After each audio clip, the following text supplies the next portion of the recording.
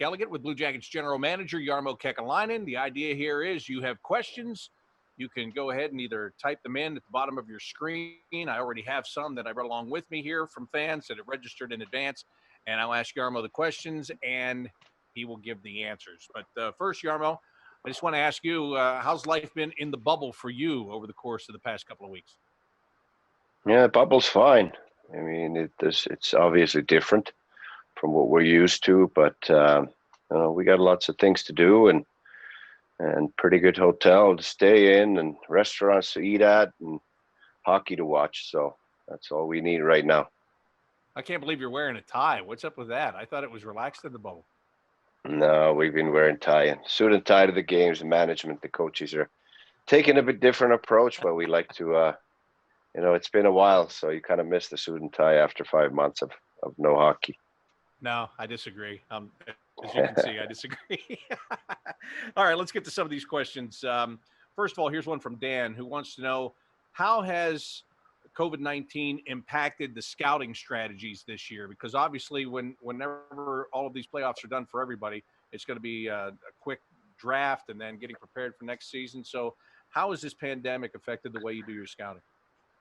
Well, if you start from amateur scouting, I guess the season was cut a little bit short in March. Most of the leagues shut down right away, and there was about a month and a half of hockey left to be watched by our amateur scouts. But they quickly turned into watching a lot of video and watching video of the players that they may have missed, or somebody may have been injured, and doing all kinds of other background works, and that's just as important. And as far as pro scouting goes now, I think we have a very unique opportunity here to watch every game live, and it would take a long time to watch as many games live as I'm getting to watch every day here. And that's what scouting's all about, really, is really getting to know the players, and you need a lot of games to do that. It just doesn't happen where you go to one game and think you get to know a player that way. How many games are you watching live every day on average? I'm sure you're not going to every single one, or maybe you are. How many are you getting to? Well, I'm pretty much go to every single one. There may be a game after our game if we had a game, and we have some meetings afterwards that I missed. But other than that, I've pretty much gone to every game. All right. Richard would like to know, what is the return to play status of Josh Anderson? Any chance that we'll see him in this series? I don't know. He's practicing. He's rehabbing his shoulder, and he's getting ready to play. But it takes its time, and his operation was in March, and it was supposed to take 4 to 6 months. And I think beginning of September we are at the 6-month mark. So we're hoping he'll come back soon. Well, and even though as much as you'd like to have him, and we're seeing it in this series, Cam Atkinson didn't play the other day, may not play tonight. This team has been all about depth this year, and next man up. I know that's a saying that you guys always use, but this year it has been more important than ever, hasn't it? Yeah, for sure. And it's the team concept that gives us our success too. People were all talking about the losses that we had from last season and the departures in the off season, but that doesn't really affect our team because our core is still in place, and the way we play is about the team and the units of 5 on the ice, and playing tight and playing together and working together, trusting each other, and that's what team sports are all about. So 1 or 2 guys will not affect that. All right. Rob would like to know, what are the quarantine rules if somebody has to get hurt and leave the bubble?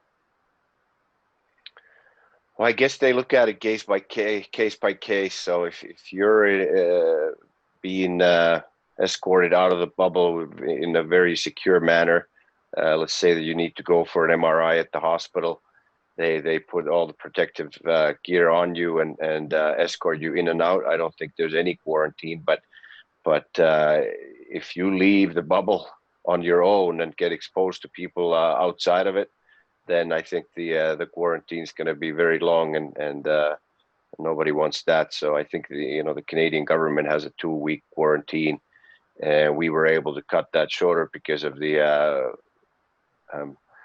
measures we took with getting tested every day in Columbus for 2 weeks before we came here, and so we were able to get around it. But right now we have our fourth goalie, Veini Vehviläinen, who came from Finland, and he's being quarantined for a while and staying in his room by himself. And that's kind of a tough way to do it, but that's what the rules are, and hopefully he'll get out of it soon. But yeah, it's a minimum 4 days if you get exposed to anything outside the bubble, unless you're very well protected.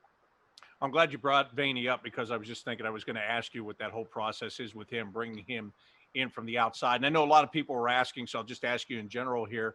You know, that bringing him in there, is that a kind of a safety plan there, a backup plan in case Elvis goes on for a long period where he's unavailable? Well, you need to have three goalies. You never know. You could have a sickness or anything can happen. We brought three goalies in, knowing that we can bring fourth goalie in through a quarantine. And as soon as one was going to go down, if an unfortunate event like that happened, we were going to move on and get our fourth goalie in, which is within the rules, and that's what we did. So as soon as Elvis got hurt, we called Veini, and Veini got on the plane and got here, and now we have three goalies again. And I think that if there's an emergency situation and he's getting tested here every day, that hopefully the quarantine rules can be bent a little bit. But everything's about safety, obviously, and he's following the protocol, and he should be ready soon. All right, Aaron would like to know, what did you see in PierreLuc Dubois when you drafted him? What did you see in him that made you choose him third overall instead of, well, maybe somebody else that, quote unquote, experts around hockey who they thought you might pick? You surprised a lot of people when you made that pick, but as we see him starting to blossom into a player, what did you see way back then? Well, first of all, I always want to give credit to our amateur scouting staff. They're the guys that watch those guys every day and throughout the season, and they give me the order at the final meetings and say, okay, here's what we recommend, and here's what we should do. And I don't go against it, because it would be silly for me if I had seen PierreLuc Dubois 3 or 4 times that year to go against their list. They built the list throughout the year. They may have seen PierreLuc Dubois tens of times, and they convinced me that that's the right person to take there at that spot, and I believe him. And we have an excellent scouting staff that has produced results in not just 1 year, but several different years. How much of that philosophy for you goes back to when you were a scout and you were doing those reports and you were turning those into a general manager, and maybe somewhere along the line, you had a boss that was like that with you, that, took that recommendation and just ran with it, didn't question a lot, that put trust in you, I guess is what I'm trying to say. How much of the fact now that you put trust into your scouts like that has to do with your background when you were scouting? A lot. I was fortunate to work with a lot of great general managers, and they let me do my job. And that's the scout's job, is to build a list all year long. Ville Sirén is the director of amateur scouting. He has the final say.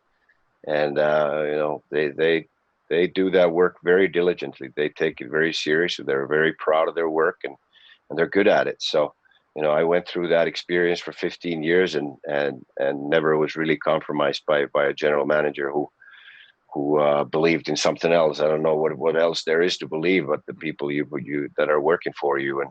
And as I said, we have a great staff, and I have 100% trust in them.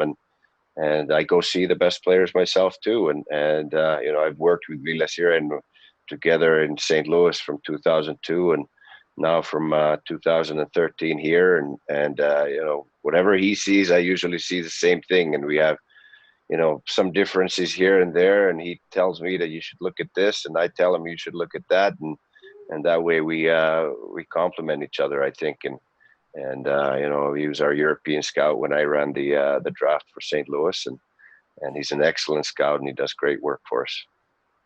All right, here's a goalie question from Eddie. It's an unusual type of a goalie question. Eddie says, up and down the depth chart, our goaltenders seem to have really strong names, difficult for North Americans to pronounce. Is this by design, and how does the name impact the draft stock? And ironically, I've got to tell you this. I'm in the players' lounge right now, and Dave Metzold from Fox Sports Ohio just walked in here, and Dave was tripping all over those goalie names the other day. Yeah. So he walked in right on cue, Jarmo. Yeah. We just purely draft and sign players based on the difficulty of their last name. That's that's Dave, he said he did that's that just for you. The most that's difficult names are just for you, Dave. that's the philosophy. That's you know, and What I find funny even a on that. difficult name on the general manager. Yeah, that's right. Yeah, I find it funny when we go into different buildings and other broadcasters come in and they're like, the first time they've got the sheet in their hand, they're like, "How do you say this guy?" But then you know what? If you just go through it, it's pretty much exactly how it looks, isn't it? Yeah, it is. Merslikins, Kivleniks. Yeah. What's so hard about that? Nothing. It's just overcomplicating it for yourself. Michael has this question. He says, with the warm August weather in Toronto, is that affecting the ice conditions and causing the puck to bounce more erratically? What do you think about that? You're in the building. You can tell us. Ice has been fine. I think the biggest challenge is when you have 3 games a day, and now we're down to 2, so that's good. And I think the ice quality is better, and the more time you have in between the games. Today, the Bruins and the Carolina Hurricanes played at noon, so that's going to give a lot of time for our game to get the clean ice sheet, and they work on it ever since their game was over, and I'm sure the ice will be great for our game tonight at 7:30. Scott wants to know, he said, obviously you're focused on the playoffs right now, first and foremost, but when you're in management, you always have to think about what is next and what's coming during the offseason. And with that being said, as Scott says, you have a substantial amount of cap space heading into free agency. How do you envision using those funds to further build and solidify the team that you have here? Yeah, I'm not so sure that we'll have so much cap space after we sign our restricted free agents, PierreLuc Dubois, Josh Anderson, Vladi Gavrikov. So, that's what we have planned on doing since going into last year. Is people say that, oh, you have so much cap space, but you're going to need it next year. So, if you're going to spend it, you better know that you're going to spend it for long-term reasons. And those 3 guys are really good players for us, and we want to see them in Blue Jackets uniform for a long time. And that's what the cap space is for, first and foremost. But we're always going to look at opportunities. If there's a good opportunity in the free agent market or via trade to make our team better, we're going to do that. And that's the mindset we have, whether it's off season, during the season, or even after the trade deadline. Is that how can we make this team better? That's our job, and that's what we keep talking about every day. When you talk about spending that money, and just the way that you look at it, when you're spending it on your restricted free agent, when you're spending it on your own guys, you know everything about those guys, right? I mean, you scouted them, you did your homework on them, you got them signed, you've watched them play for your team. Is it a little easier to spend that money and feel better about it? People get all fired up about free agents, but when you're spending it on your guys, like the guys that you talked about, you already know what you have in those players.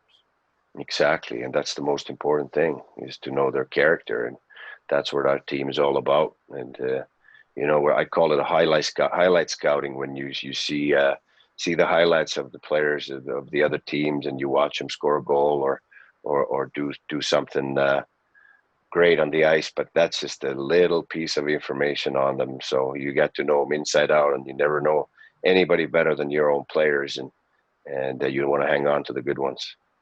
Hey, speaking of that, since you mentioned Vladislav Gavrikov, did you know this guy had the personality that he has when you were, signing him to the organization? Because I think he fits in here perfectly. You can just see how he interacts with his teammates. He's a pretty doggone funny guy. Did you know all of that about him before you signed him? Yeah, we got to know him pretty well after we drafted him. I spent some time in Russia watching him play, and went all over the Europe to watch when he was on Yaroslavl or St. Petersburg to make sure that we convinced him to come over and be part of this, and got to know him personally pretty well, him and his wife, and they're great people, and that's a big part of it. Again, I keep saying this, but it's not just about being good hockey players, but it's being good athletes and good people, good teammates, and I think that's what we have in Vladi. All right, let's talk about another Russian prospect of yours. Alan says, I've heard very good things about Kirill Marchenko. When might we see him in a Blue Jackets uniform? He's got 2 more years left on his contract with St. Petersburg, and then hopefully he'll come over. He's a great prospect for us. He's a very skilled player. He's got the big frame too. He's 6'3", great one-on-one skill, great hands, can produce offense, and he's a good two-way player. He's a hard-working player as well. So he fits our mold perfectly. He's going to be a great Blue Jackets for us. Nancy would like to know how the players are doing being away from their families. And this is a good question because we did see one player opt out today from the bubble for family reasons. So how are the Blue Jackets players doing being away from their families and friends? And also, she says, we would like to add that we appreciate the sacrifices everyone is having to make, especially the family members having to do everything while the players are away. So what kind of sense do you get from your players in the bubble there? Well, everybody misses their families, but I think the families also understand that this is our job and we have to do that. And you know, it's tough, but it's so much easier to be in communication these days with people that you care about. And we do everything as an organization that we can to prepare players for a situation like this with a team psychologist. And he's available for guys right now. He's available for our players' wives and girlfriends if they need him. And you know, the wives stay in touch with each other and communicate and you know, so that's important. And we've taken it very seriously. And we know that it's going to get tougher as you move further into the playoffs, and it could potentially be 10 weeks. So that's a long time to be away from your loved ones. We recognize that, but you know, I think the resilience is going to be a big part of this too. So that's what we've tried to prepare everyone for. And isn't it fair to say that it will be tough? And you know, I talked with Torts about that before you guys even left, about the mental challenge. The longer that you stay in, the harder that it gets. But if you're winning, that will help to offset that a little bit, right? Yeah, absolutely. And you know, we're still this is still just hockey, and we're a phone call or a FaceTime away. When you think of the military people, for example, how they have to be away from their families for the greater cause and what the sacrifices they make, and you know, their loved ones at home don't know if they're coming back. So this is still just a game for us, and we just have to get through it and prepare the best we can. The wives might need the psychologist when you guys come back, not while you're gone. That's very possible. Let's see. Tammy says, as a fan, I'm actually really enjoying a lot how the playoffs have been organized this year. I know it was out of necessity, but has there been any discussion about something like this continuing post-pandemic? Might a version of this format be adopted going forward? What do you think about that? No. No, I think, well, maybe if it was a tournament of some kind where you had some playoffs in the same place, and you're actually able to walk outside and lead a normal life, then I may listen to that kind of suggestion. I think she's just talking about an expanded playoffs, not to stick you into seclusion every spring. Yeah, I think the bubble is hopefully a one-time experience, but we've talked about it in the league a lot of times where. You know, whether the play-in makes sense, and the league's never been a fan of it. So it's been a very short discussion so far. So let's see if this changes anything, because there have been a lot of surprises, and you know, we can see the parity in the NHL that, you know, there's 24 teams in this format, and basically any team in that group could beat anybody. And so maybe that's a good reason to expand it. But at the same time, I think that the NHL playoff is great, the way it has been with 16 teams, and it's exciting and competitive, and it's the hardest trophy to win. So if it's not broken, don't fix it. I guess that's the smart saying that I try to follow. But yeah, it's been interesting for sure. I think one of the things that'll be interesting is if a team that had to play a qualifying round wins it, then you will have had to win more games than any other team, right? I mean, you have to, instead of winning 16, you had to win 19 to win the whole thing.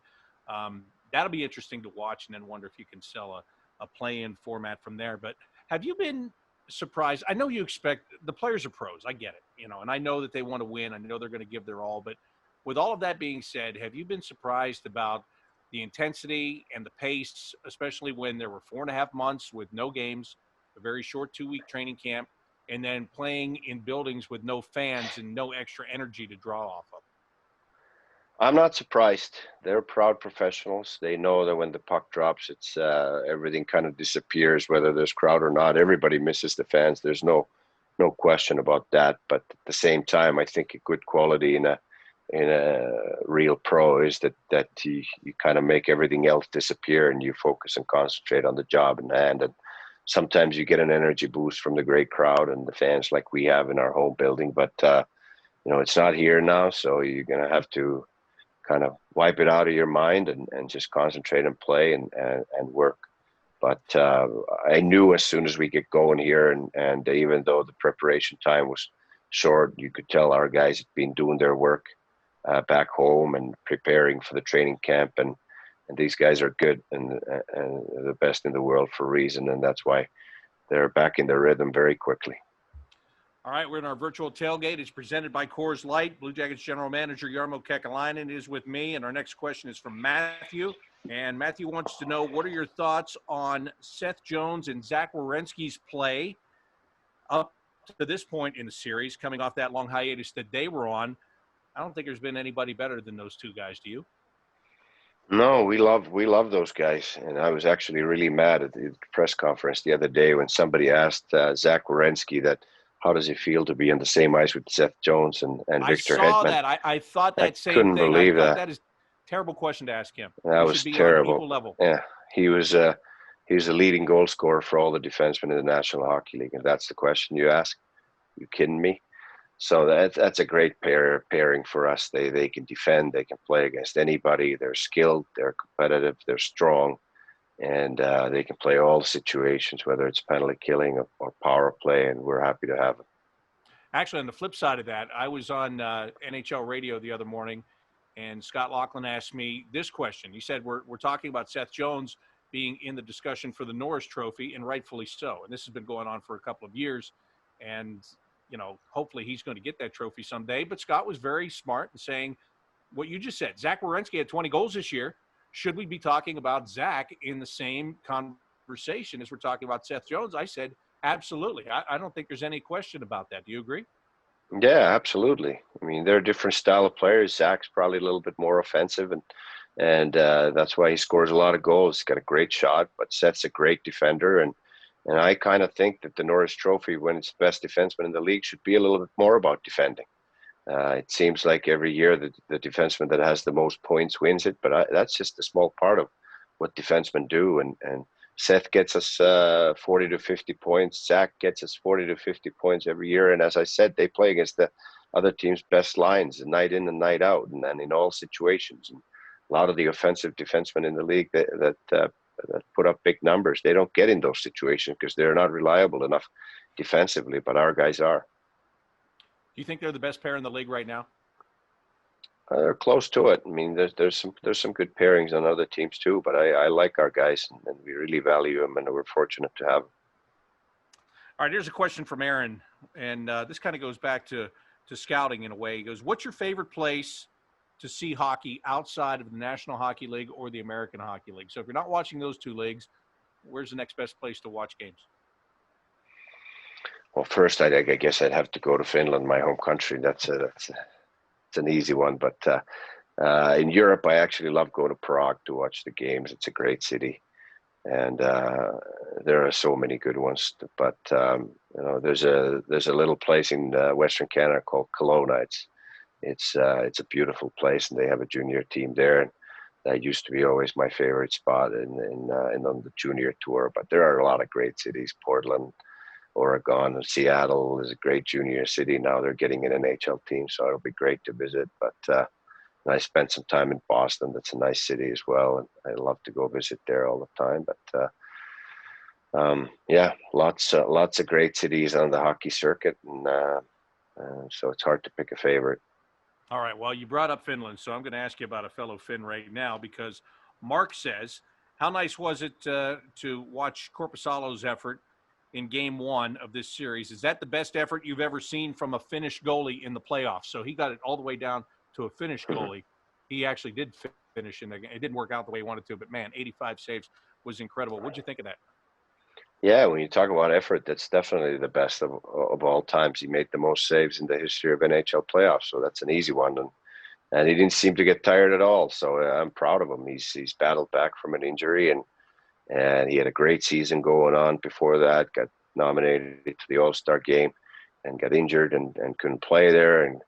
And while he was hurt, Elvis was playing unbelievable. So Corpy kind of had to battle back to get his ice time and his rollback. And that's the best thing about our two goalies is that they have to battle against each other to find ice time. And I think it's a great situation where they're pushing each other and competing against each other. But Corpy's been tremendous here, and we always knew he had the talent. But the goaltending in the National Hockey League, if you want to carry the responsibility of a number one goalie, is so much in here, the confidence level. And now I think that he's getting over the hump where he's realizing that, you know what, I'm a really good goalie in this league. I can do this, and I can carry a role of a number one goaltender. And that's the type of confidence we're seeing in every game now. And is that why we're seeing him play so calmly right now, in your opinion, is because of that confidence? Absolutely. That's a huge part of goaltending. He's not moving side to side too much or reacting to the play too much, and just keeping your position, keeping your composure, and both of our goalies are going to be very good goalies in this league for a long time. All right, let's. Here's one from Dario, and Dario says, "Are there any opportunities for young Blue Jackets fans who want careers in sports management? I'm 17 years old and I'm trying to decide what to major in." What do you think?